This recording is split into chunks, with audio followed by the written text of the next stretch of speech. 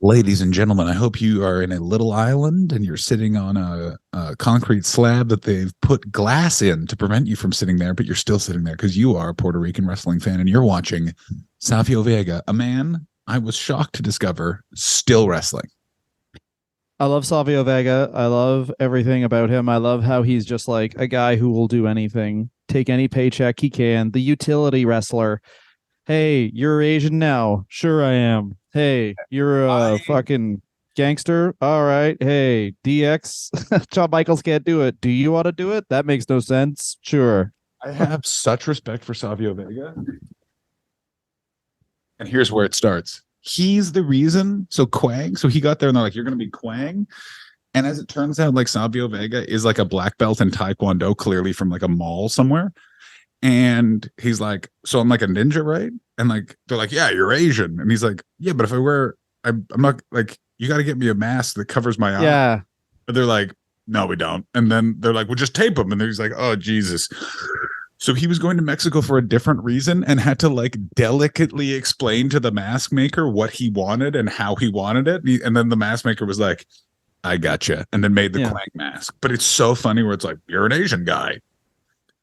He's interesting too, where it's like his character in Puerto Rico to start was TNT, essentially, he explains, was Quang, but he said he would get to the arena at least 3 hours early to put his face paint on so he didn't ruin the gimmick and no one could see it was him. And I challenge everybody right now, pause this podcast and just type in TNT wrestler Puerto Rico.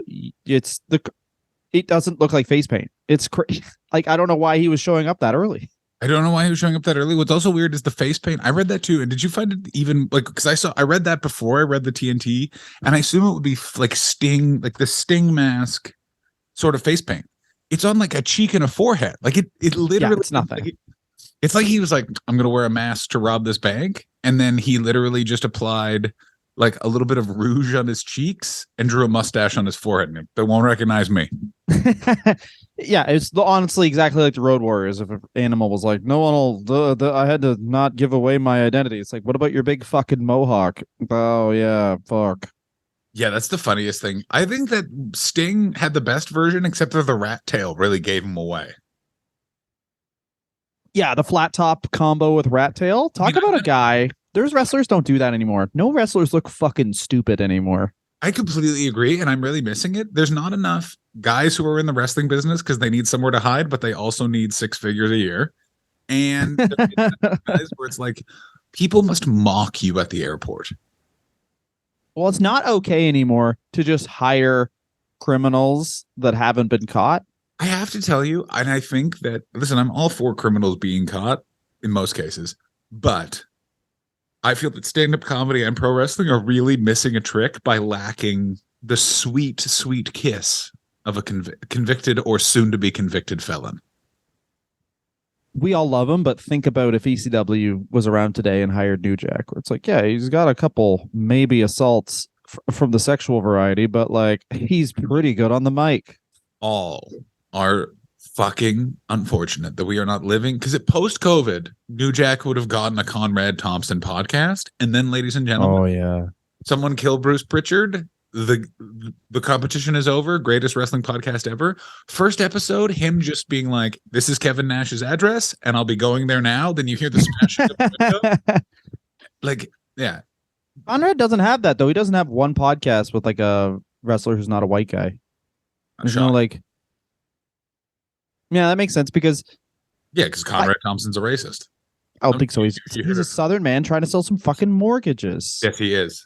I don't know how many mortgages New Jack just openly threatening the Dudley Boys is going to get. More in Alabama. Fucking shit. if Bully Ray threatening New Jack, probably more. This is how New Jack would phrase it.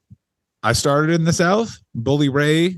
He is exerting northern aggression on me, and then everyone in the South is like, I don't like that New Jack, but I don't like the North more. Do you know what I'm saying? Like, I like that a lot. Like, you have to remember, I've met 20-year-olds who refer to the Civil War as the war of northern aggression. Like, America is fucking nuts. Like, they are the nation of, whose side are you on? Well, your side. Well, that's good because I don't agree with you, but now I do because you're talking right.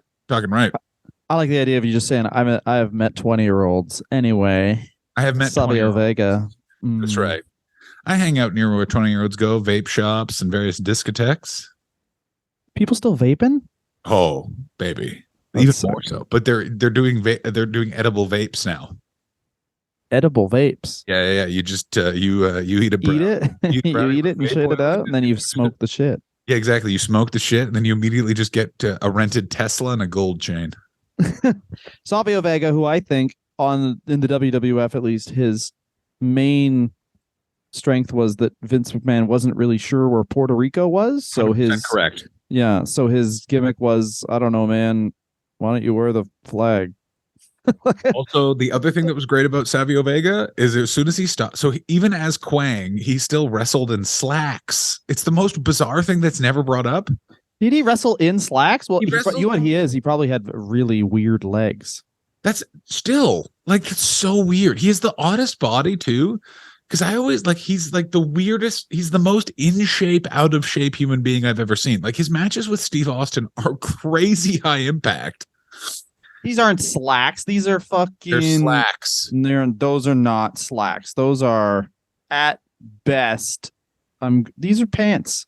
Yeah, okay. Track pants. He's wearing track pants or something, but he's not wearing wrestling tights. Like he literally looks like he could pick his kids up if you took the Quang Max off. There's no way he could pick his kids up in this. I'm seeing lightning bolts on the side of these red shimmery pants, John. Well, then you and I live near different schools, my friend, because you should see the shit for school pickup. Like pickup in Los Angeles school, you can really tell that acting didn't work, so you're showing your personality through your fashion line, Cody. You know what I'm saying?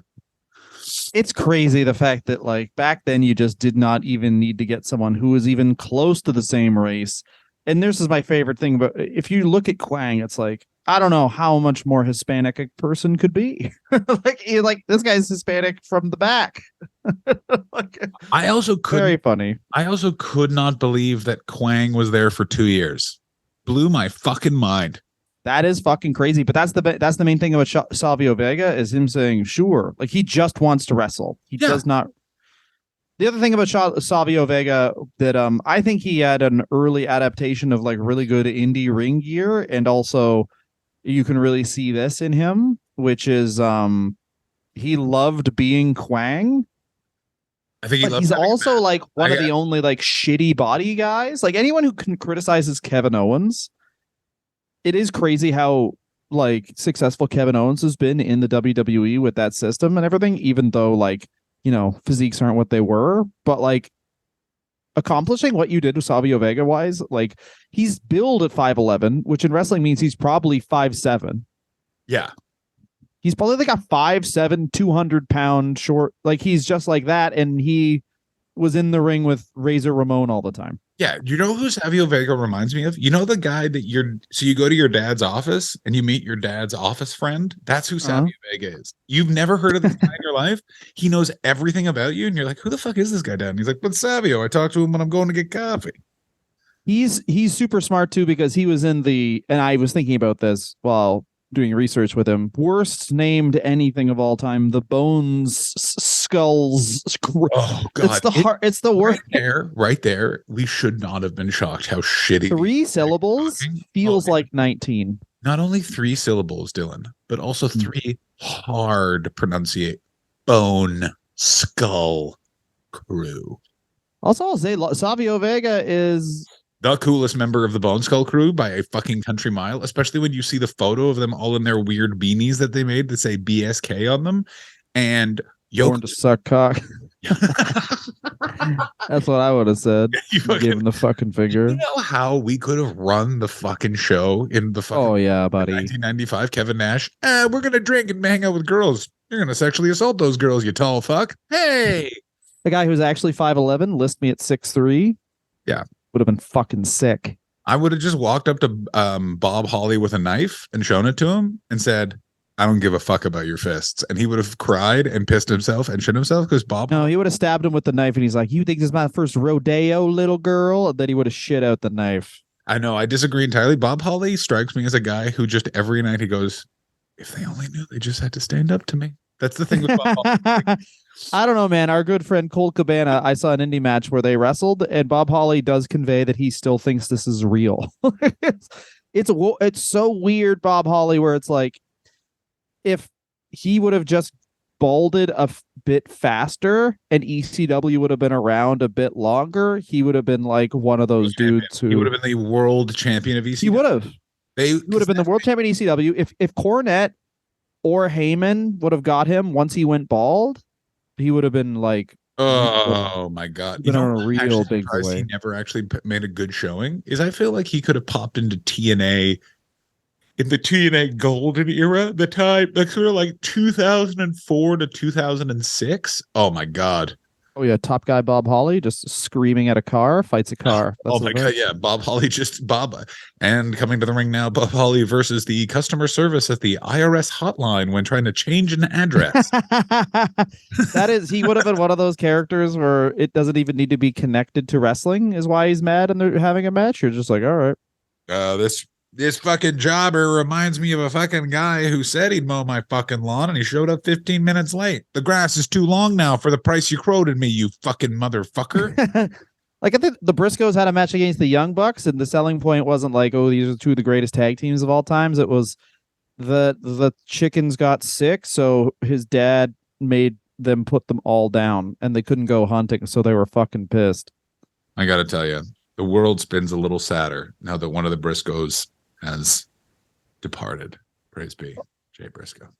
Praise be. Anyway, during the last half, this guy starts wrestling in 1987. Before the mic, he was just like, I fucking hate those guys. I'm a Jerry Briscoe guy. That's what Dylan said. What? Oh no, I was talking.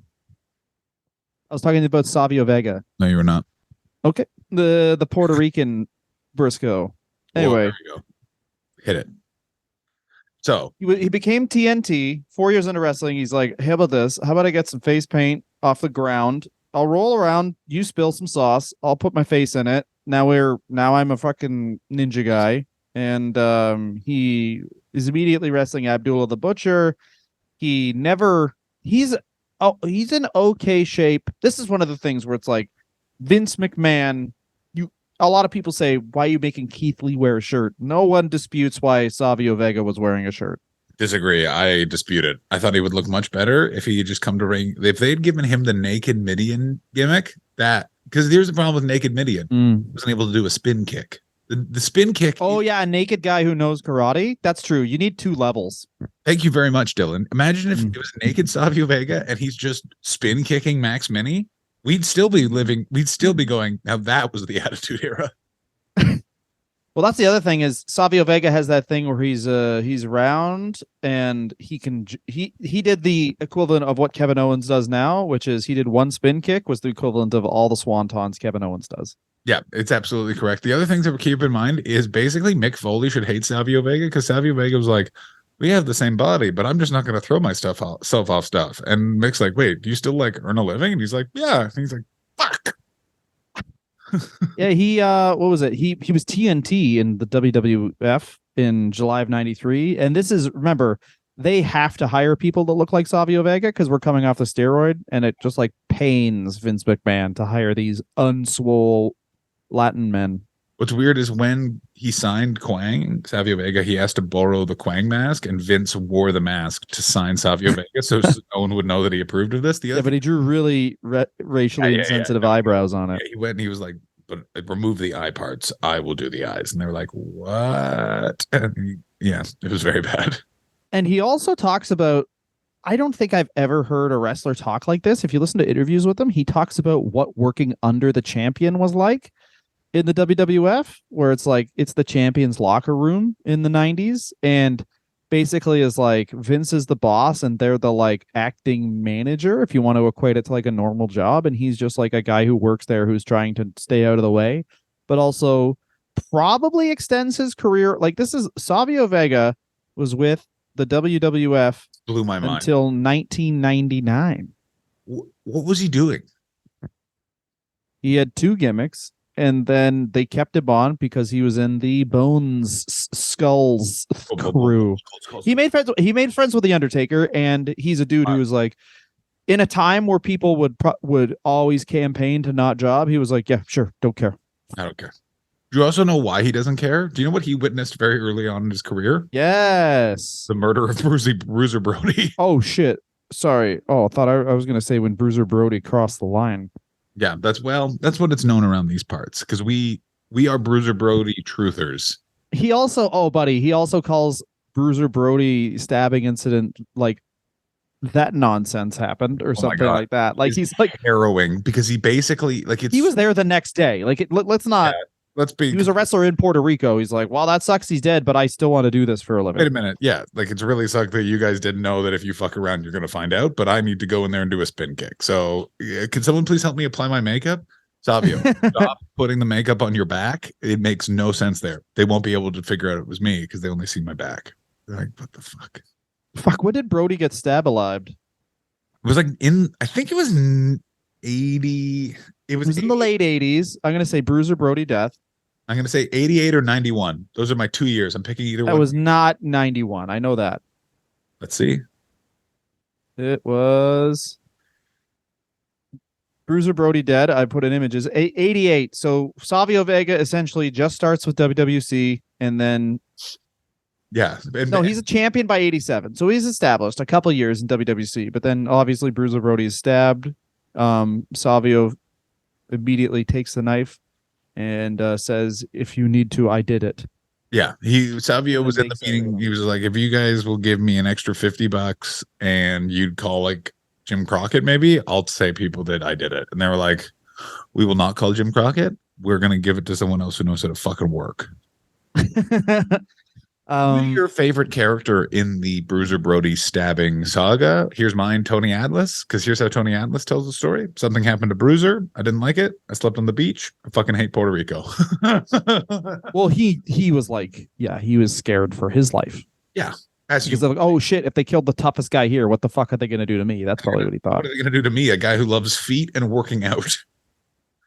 Yeah, man. And just like Savio Vega's just along for the ride. Yeah, Savio Vega, and then Dutch Mantel just like, well, I guess the death follows me, and he just sat kept on working there, just reading a newspaper. No, he stopped. He stopped after Bruiser died for a bit. Until he stopped. It's like with those comedians where someone who's thought to do sexual. Correct. I know exactly where you're going. Sexual nonsense to people. Let's just say Savio Vega style, and then they're like. It's not like, oh, that's terrible. I'm not working there. He's like, how long do I have to not work there till it's fine to work there again? Because I would like to feel August. Yeah, I remember it came out. Someone, I got to be very careful because this person is now trying to like sue people over this. But it came out that someone who was a part of running a show was doing the very bad things. And I remember some person was like, shit, I wish you hadn't told me how bad that stuff was, because I knew some stuff, but it was on the like, I won't talk to the guy, but I'll still do the gig. And now it's the line. And it was the once again, someone books a comedy show. Best case scenario, you're looking at a gifted kid. Best case scenario. Best case scenario, you're looking at someone whose mom hugged them way too much. Worst case scenario, not enough. And you know what that means? You're going to be doing comedy at the. Sorry, I was about to make a joke that would reveal one of the venues we're talking about.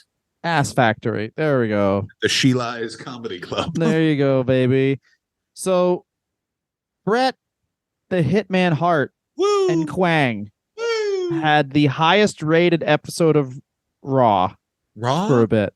Stunk for like the first 5 years. We are seconds away from the Raw XXX. But that means Ric Flair's gonna fuck Hulk Hogan in the middle of the ring. What the fuck were they thinking? Oh yeah. Raw porn. Yeah. I like that. Yeah. Someone was saying that it's Raw 30th tonight as of what time we're recording this. And it is so funny to have Raw XXX when your CEO is embattled in so many lawsuits about no, yes, as they say. Yeah. Oh my God. It's going to be fascinating. Also, like the chants when Triple H walk out are going to be nuts. Like, what are they doing? Is Triple H going to walk out? Oh, fuck. Yeah. That's crazy. Yeah. This is one of those, another event where it's just going to be, the theater is going to be the people that, but I honestly think wrestling fans are so apathetic now. They wouldn't even, AEW fans would override a show as they did with Cody Rhodes, but now I feel like they've learned from their mistakes where it's like, oh, we overrid the show and now Cody Rhodes left and like CM Punk went unchecked and things got weird. Anyway, no, he wouldn't have done that if Dusty's kid was there. That's not true at all. Dusty's kid would have just been in that Raquet and probably on like the fucking Young Bucks. When someone bites you, they would have done what I would have done, which is, oh, we're biting now. You bite them back. Oh yeah, what was Savio Vega's debut in WWF? Like actually Savio Vega, not Quang. He showed up and he was Razor Ramon's buddy from childhood, as I remember. Yes. And I got to tell you, apparently Scott Hall was mega pissed. Like Scott Hall apparently, when found out, he's like, "This is a solo company. You don't make money as a tag team." And I did a little bit of reading, and like everyone was like, "You're not a tag team. You're just like getting this guy over." And it kind of goes against Scott Hall's, like, he was the one of the clique that always helped people. And I think what it was is I think that comes from how good he was in WCW with helping people. But in the WWF, he was like everyone else. Of like, he'd come from the NWA, where Bill Watts is literally like, "Scott, you can't get in the ring until you call your wife and get her to send me one of her bras." And then they're in the and he's just taking his shit out on Savio. It really bums me out. And I love this. As a kid, I always thought this was a great angle of it. Just like, they're just friends. They're not necessarily like allies. He's not going to help him all the time. I just thought it was a really good way of skinning that particular cat. Dylan, thoughts? Yeah, well, it's essentially, it seems like, because it's a feud with Jarrett and the Roadie, and it's just a way for them to do a couple tag matches, and then eventually, they win and never are seen together again. But it's also like, hey, here's this. And Savio Vega is one of the first of these where it's like, we're giving up on the idea of having full jobbers. Yeah. And Quang and Savio Vega were both like gentlemen's jobbers, where it's like, you're going to win sometimes, you have ring gear and an entrance, but you're fucking losing a lot on Raw. That's very true. Yeah. Him and Portuguese man of war Aldo Montoya, they truly they were the gentlemen's jobbers of the 90s. They wore top hats. Gentlemen, get in the ring and lose to Mantar. Yeah, they showed their finishing move. You're like, okay, that's going to go to someone better than you because you're going to lose a lot. Do you ever think about what Mantar must tell people at work? What did you do in the 90s? I pretended to be a cow for a bit and hung out with a guy who's got a room in his house with a bunch of chains. And that sucks because the guy who played Mantar was good in the ring. Yeah, he was a big boy. He certainly was. He was a big, juicy boy. Anyway, so Savio Vega does some classic feuds with assholes. Justin Bradshaw. They do a bunch of different matches all over the place. Every storyline is, this guy's Latin. I hate that. That's correct. Steve Austin and The Rock have something in common when it comes to Savio Vega. What is that? Stone Cold Steve Austin and The Rock? Yeah. What do they have in common when it comes to Savio Vega? Savio Halcyon, both of them, and fucking they woke up driving a car with the fucking cinder block on the wheel, but that is correct. Woke up in time to stop the car. And that happened after Savio Vega gave both of them their first loss in the WWF. Isn't that a nutty fact? And I guarantee that's crazy. Savio Vega is going to he'll tell you that. I guarantee that's getting brought up. He thinks that's real. He reminds Dwayne, "Hey Dwayne, I beat you." He's what he says. And that fact to me is one of those things that's like how people talk with Chris Jericho beating The Rock and Austin in the same night. It's the same thing where it's like, yeah, but if you watched wrestling at that time, it's like, yeah, he beat them, but clearly he only beat them because you can't have a guy be undefeated. And otherwise there's this weird expectation of what that first loss is going to be like. But he's a guy who can beat these people and then lose 6 times in a row to nail home. He bad. It's also that thing of you make a great comparison with the Jericho beating Rock and Austin. It's like he beats them and then immediately JR gets on the mic and goes, "My God, it's so crazy that now you lose when you pin a guy here in the WWF." Also like the Jericho character when he was the double champ was like, the match is happening, Jericho's losing the whole time, he gets a bit of like an upper hand, and then The Rock knocks him out for 10 minutes with like the spine buster before the people's elbow, and then Vince McMahon comes in, hits him with a truck, and then pulls Jericho on top, hands on the belt, and Jericho lies in the ring dead until every single person leaves the arena to keep The Rock strong. Like that's how poorly they booked him. I have never seen quotation marks around a championship ring more than when Chris Jericho was the undisputed champ. Like I've never seen more. And you always knew he was just holding it for Triple H. Yeah. Hold on to this before we've got to figure out a way to get Stephanie's boyfriend back in the mix. So Stone Cold, Steve Cold, Austin Steve, and Savio Vega have the Caribbean strap match. What's that, John? It is where you have a strap match, but one of the people participating in the match is from Puerto Rico, and Vince went to St. Bart's and thinks that's the same thing.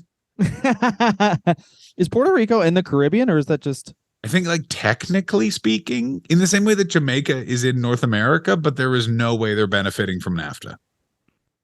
That's really funny. Also, like, Puerto Rico, this guy's my friend from childhood. I guess, is he built from Puerto Rico? Because it's like, how are they friends? It's like, does Vince just think Puerto Rico's in Cuba? I think he thinks that Puerto Ricans are in Miami, because Vince has definitely gone to like a rub and tug in Miami and met a Puerto Rican person there and was just like, oh my God, you're from Cuba? And they're like, in no way am I from Cuba. I am from Miami. My grandmother's from Puerto Rico. You know Castro, the king of Puerto Rico. And he's like, sake, man. Puerto Rico is most definitely in the Caribbean. Great. So that one out of the park.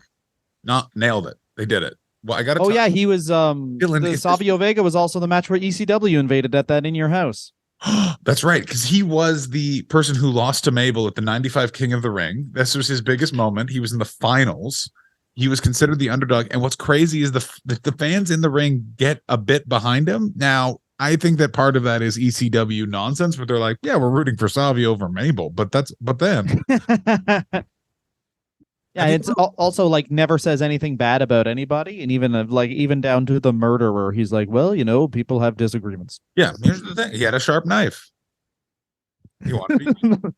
Also went on record saying the Montreal Screwjob was a work. Yes, I believe him. I gotta tell you, I believe him. So far, the people that have thought it's a work are exactly the people I thought would think it's a work, and I want to be on their side. The fact that it's Scott Hall and Savio Vega, where you're just like, you guys, the Razor and fucking Savio alliance to the end, shake and bake, baby. Do you think that it must be irritating as fuck to be married to Savio Vega? Because what he considers truth is just like, a person said it to me at work. Yeah, I think he's also like probably cut from the same cloth as myself, where if someone calls him with a gig, he just takes it and then he goes, "Uh-oh, I should have taken that one." Yeah, oh fuck! Oh my God! The 20 of 2022, the amount that over 100 times I thought, why did we take this? Like, it was the like. Oh, and it's not getting any, but like they're like inflation. I was like, sick. My fucking price just stayed the same, which meant it went down. I'm going to do a bunch of gigs at a flea market during a chicken auction. All right, so they just sell the chickens, and then if they don't laugh, then you don't get paid while they're selling the chickens. Sounds good. Do you want to spit on me? I do. Oh, that felt good. I was describing to my girlfriend at one point the time I did a gig for just 5 people that were on the board of Via Rail, because the CEO's wife likes roasts and she wanted me to roast them. And and he didn't know, and then didn't want to didn't give me the money, and I grabbed the money out of their hand and ran away in a suit and called Tony Carollo immediately.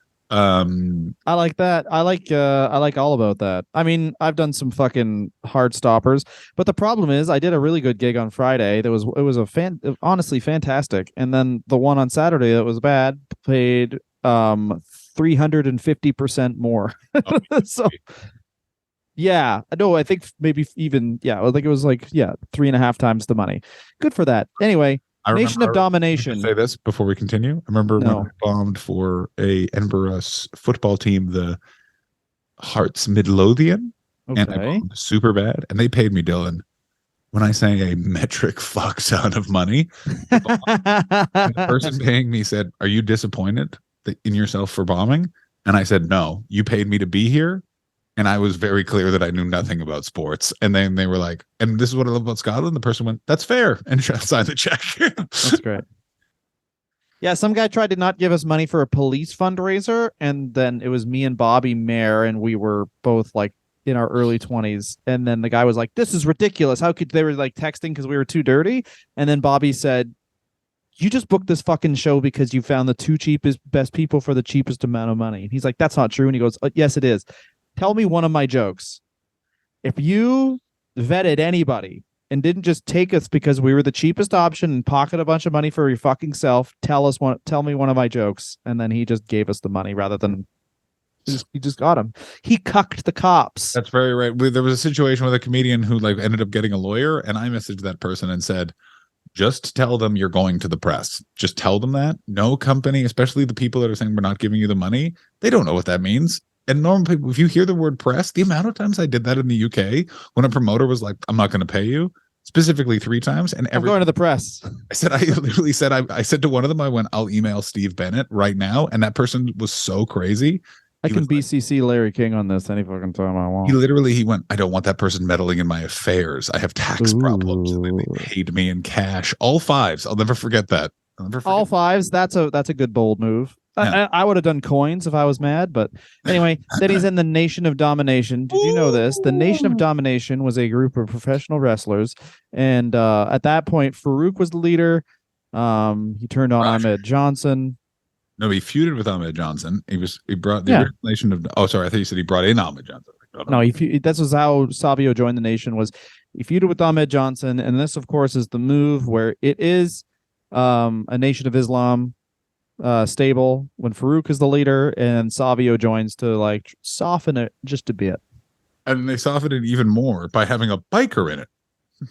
Yes, but then this leads to, I think, an underrated part. I love faction warfare. I love that shit. I loved it too. I thought this was a great way and a great example of something that AEW has been trying to do unsuccessfully, and the WWE should bring back, which is lower mid-card feuds, lower mid-card factions. This is so fun. I watched Gang War debut where he comes out in all white, and the really hairy Los Barriqua, I don't know which one that was, hasn't been really hairy yet. They haven't figured out that gimmick. Oh yeah, where he's just so fucking hairy. I like that. Super hairy, man. He's the original Prince Albert. It was the best. They just walk out. Savio Vega surprisingly good on the mic. Farouk, Ron Simmons surprisingly bad on the mic. Shout out to Clarence Mason. Remember that guy? The British Bulldogs lawyer. Just such a fun. Oh yeah, Clarence Mason. Why was he Clarence Mason? I assume they were making fun of Clarence Thomas and Perry Mason. Yep. Oh my God, that's exactly what it is. I fucking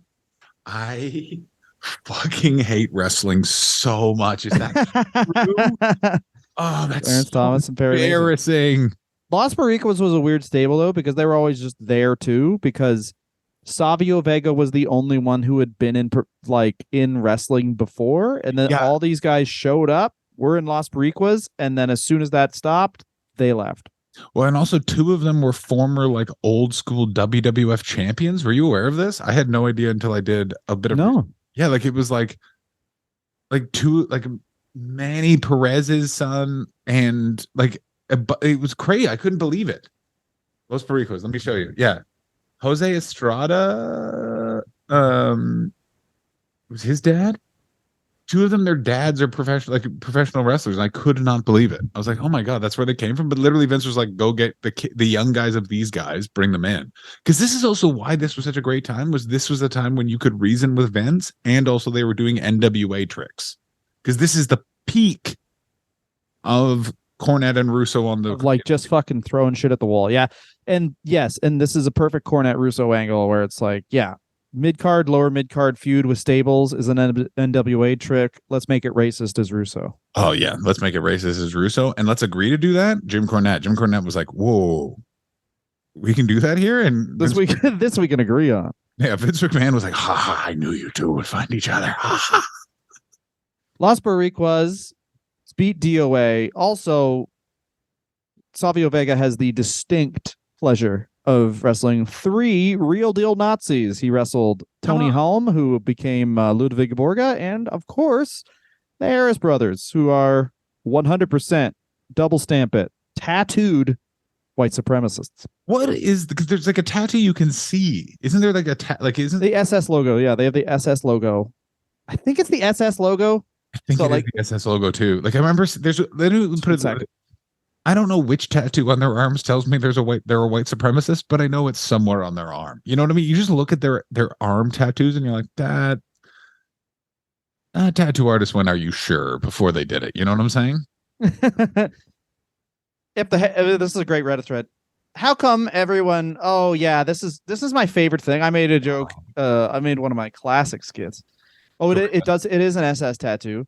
One of my classic skits, patented skits about there's a town in Ontario called Swastika, and every time I post that joke online, someone writes, well, it is a Buddhist symbol.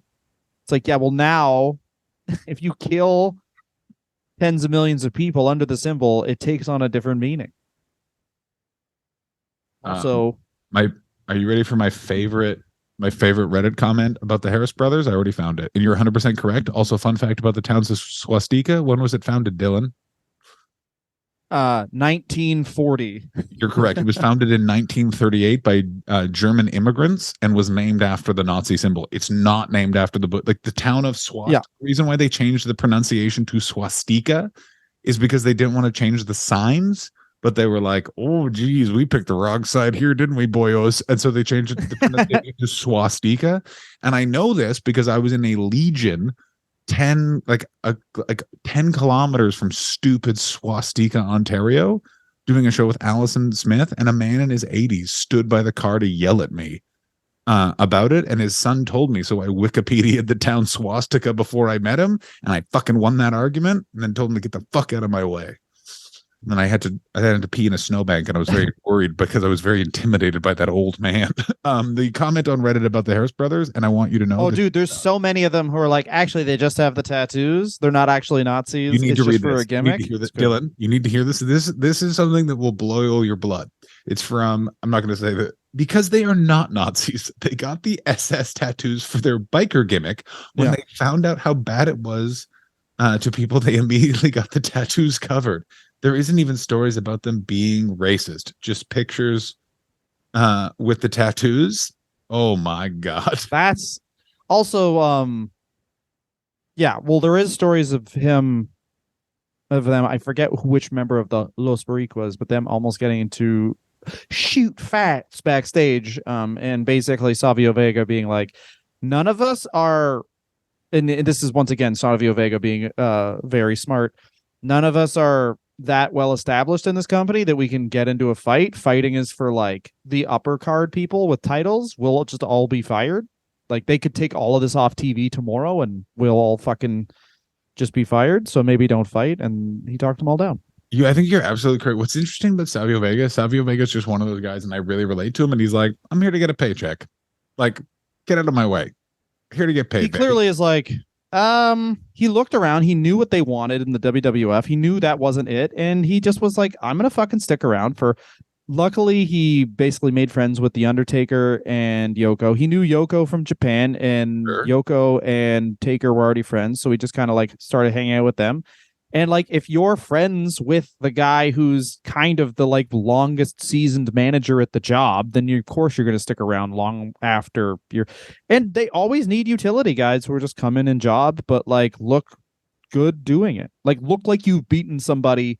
This is the other thing about Savio, but even though he'd lose every single time, it would look like you had beaten somebody. He was a guy who you would remember on the card, if nothing else, because Vince McMahon hates Latin wrestlers, hates Mexican wrestlers, because he just wants to unmask them and doesn't understand why people wear masks. Which honestly isn't only a Vince McMahon thing, because if you listen to like any Cornette or early Schiavone podcast, Jim Ross, all these guys are like, you make your money with your acting in the ring, for lack of a better term. They say facials, but I mean YOLO, right? Yeah. Facials. Anyway. And a different facials. You make your money by taking huge facials. Yeah, exactly. You make your money by having a man who's well endowed shoot arcing ropes of cum in your face. Yeah, you get drowned in cum, otherwise known as facials. But yeah, like, you know.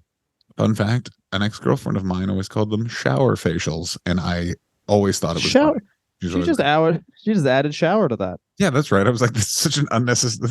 Somehow you worse.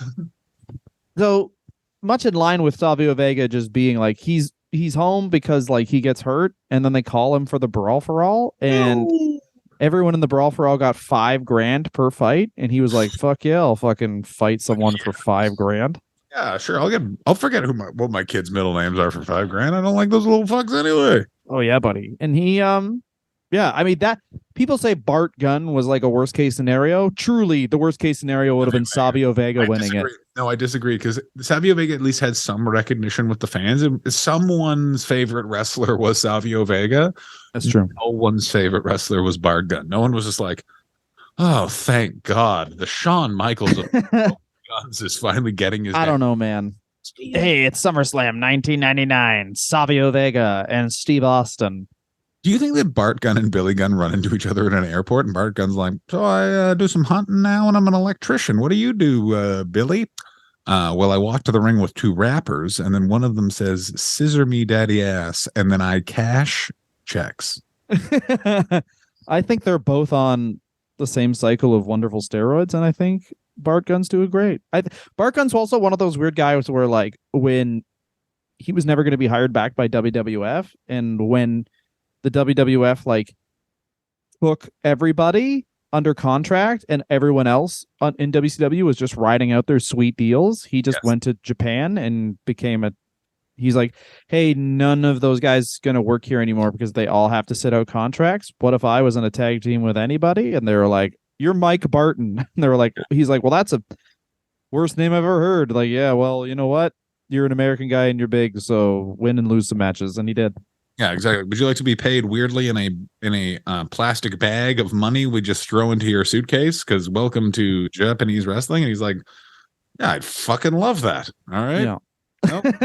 Yeah, exactly. You're gonna get in this ring. This man's name is Shinsuke Nakamura. For some reason, he's gonna make a bunch of wrestling fans really into violins in about 10 years. But right now, he's gonna kick you right in your fucking solar plexus. All right. Oh yes, and after that, Savio Vega becomes a promoter and wrestler in Puerto Rico. Certainly does. For 12 sexy years, baby. Yeah, man. He keeps showing up with various belts. He also at that time was in and out of TNA, Impact, in a variety of different backstage roles. Oh, he was a road agent. He was a road agent. He was also briefly, which is a job that makes complete sense. But I never realized it, which is they have a guy who was a wrestler guy stood next to the director in every television production thing except for the WWE, because Kevin Dunn can do it himself, to basically be like, he's going to fall out of the ring there, have a camera there. How that lands is actually like this, because it's basically they need a person who knows the ring dynamics of how you fall to help call the shots that they want to capture, because to save money, especially in Impact, they would live edit using the camera angle so they could get the show out faster. And apparently Savio's problem was all of the Florida cameraman couldn't understand his Puerto Rican accent, so they made Jim Cornette do it. He also was one of the guys who was the main road agent behind the Knockouts division, which basically was like, we have 3 minutes. Here's how we make a 3-minute match matter, which is something that only Savio Vega would know, where it's like with intros, everyone run in the ring, don't even interact with the crowd. If I'm Tony Khan right now, and clearly my company needs some structure and it needs some actual wrestling minds, someone like Savio Vega, I would bring in and be like, here's what you're taking off my plate. Dark and dark elevated. Savio, run it. Just run it. Yeah. Oh, dude, those like 55 to 60-year-old wrestling dudes are just like, yeah. Honestly, I would give a show just because, I guess you couldn't but I would totally just be like, hey, he wouldn't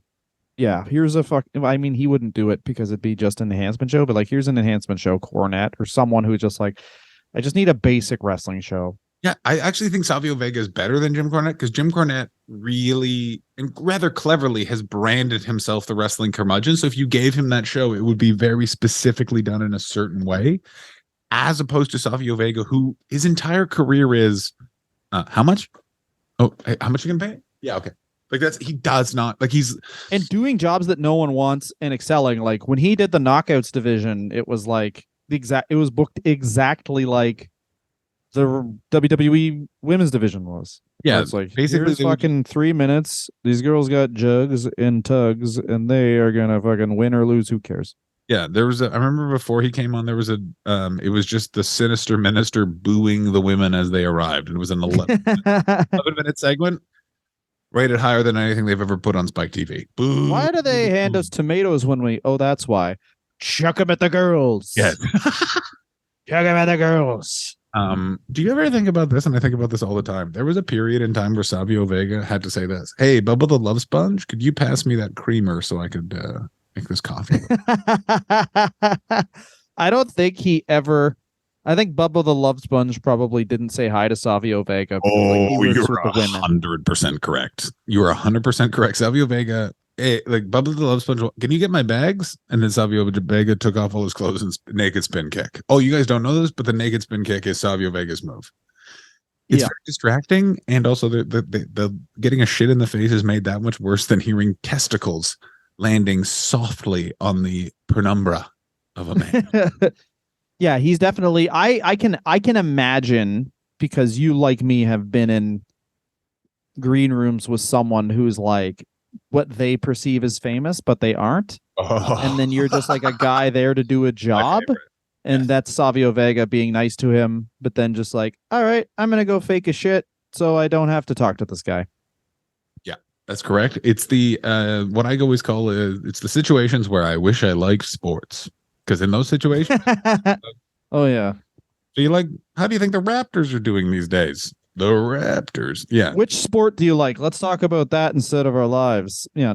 Yeah, exactly. It's why Dylan has a lot of friends that are guys that smoke in winter jackets that are conveying it's important you know what sports team they like when they die. Oh, yeah, buddy. Well, that's how you do it. You have to have common things in common so you don't have to talk about their dad. You just got to go in right set. What, John, what's your favorite thing about Savio Vega? Still going. I got to tell you, I love that Savio Vega, he has had a lovely and long career. He is still wrestling in a Puerto Rican flag vest, still doing that spin kick, still doing it naked when requested. He is an absolute pillar of what you can achieve without having a body, but you just have some skill. And also, he just seems like a nice guy. Like no one, like I went and did some research. No one was like, and then Savio did the old Marty Jannetty. You know what I mean? Like, I feel like the Savio Vega was never accused of being the gigolo Jimmy Delray. Yeah, he was always just one of the guys. When no one would hire him, he went back to Puerto Rico and basically used his 6 years in WWE to be like, I'm going to run this promotion now, and ran it from 99 to 2011. And still, like, just last year was in MLW's version of the Royal Rumble, and he came out as Savio Vega, then as Kwang, which is like, kill me now, send me to heaven. Can I just say this right now about MLW? And I respect Court Bauer so much, where he was like, you know what we're doing? Chikara meets 1996 WWF. It's what everyone's always wanted. And anytime I peek, I don't follow MLW, but I peek in and I always just go, I like that a lot. And then I just leave. Yeah, and they're also like trying to incorporate parts of Lucha Underground, where it's like, no one has like a Latin thing, I guess. Will that work? Who knows? Yeah. And also they're really they're skirting the edge. They're not bringing in what the fuck was his name? Del Rio's name in the Indies? El Patron. Oh, wait. Did they bring in? Oh, no. Maybe they brought in Enzo. And I know their champion Alex Hammerstone. I was just high looking at his Instagram, and I was like, I've never seen a man more old school juiced, where it's like Lex Luger in the late 90s, where it's like you're getting older, your skin's getting a bit looser, but the juice is getting juicier. I gotta say this, I completely agree with you. And also there was nothing more fun good fart, Dylan. That was an excellent lean forward for a gasser. Thank you. There is nothing more fun than getting a bit baked and going through a wrestler's Instagram, particularly, and this is important, if you've ever gone through, I did this recently, if you go through wrestlers who they follow, it is so quickly just fitness. Like, it's so quickly like, sir, you are a public figure, you should not be following this many pornographic stars. No, the best one is Chris Jericho, because there's so many of him just lying down. He's always lying down, taking a pic of himself. He's looking nice and nasty. There's also a bunch missing from the time around the 2020 election through to January 6th, where there were so many photos of him and Don Jr. Just like, here's me in my new pouch. Oh, fuck yeah, buddy. But I will say this, he stuck up for Nyla Rose, which is, to me, shocking. Shocking. Yeah, well, he's still Canadian. There's something like you'd be polite. Hey, we all know that she's more beast than person, but be polite, god damn it. We all know that she's a result of MK Ultra, but that doesn't mean she doesn't have a spirit. What's your favorite thing about Savio Vega, Dylan? I think it is his adaptability. He's a man with a job, goddammit. And as you get older, that's all that matters. Literally, he just stayed. He never, like, it would have been so easy for this guy, especially in the 90s, to just come to work coked up one day and be like, I should be the fucking champion. Tell me how I'm worse than Shawn Michaels. But he never did it. He just fucking kept his head down. He doesn't really talk about his like actual upbringing, but I just believe his father just had a job and taught him probably hard work. Maybe I didn't listen to something and he grew up in a nightmare of screams, but that comes off like he just was like a hardworking dude who just basically was like, hey, I'm in wrestling. This isn't a job at all. Always wanted to be in wrestling. Started off as a security guard at the arena and eventually started running the promotion to play that arena. Imagine how tough it was being a security guard at that arena. Like, this is the arena where Ric Flair was like, no, you win the belt. Why? Well, all of them have loaded guns. And my only backup is Rowdy Roddy Piper. And he was just spayed with a spittoon full of cocaine. Yeah. I remember at Abdullah the Butcher interview where he's talking about like, yeah, the crowd was really into it. And it's Abdullah and Brody match. And there's like a little rope. And it's just the army pistol whipping people who are then taking the pistol whips and still trying to duck the rope and get in the ring. They're taking literally like in the butt of like a fucking rifle. Gun. It's not, It's so intense. Like the footage of Ric Flair just being in the ring and the way the crowd is just frozen in movement. We're like, oh, they're not trying to cheer. They're trying to get to the ring to kill what they think is some sort of woman bird. So this was Eric. Eric, you paid for this, baby. Thank you so much. And next up is Andrew McEwen, and we'll be talking about Bray Wyatt. That's next week. Anyone else, please message in your choices for wrestlers. We have another person to do as well who sent in 4 really old and really good wrestlers who we will select from. Those 4 wrestlers are the Dynamite Kid, the 1-2-3 Kid, X-Pac, and Hitler. Of course, we'll be doing the most. Of course, we'll be doing one about history's greatest heel, Hitler. Of course, history's greatest shoot interview. Oh yeah. Ladies and gentlemen, thank you so much. Go check out Dylan at Dylan God, DYLAN double up that GOTT. Check me out at the John Hastings on all fine social medias. Please go and watch our stupid videos because it's the only way we can feed our fucking selves.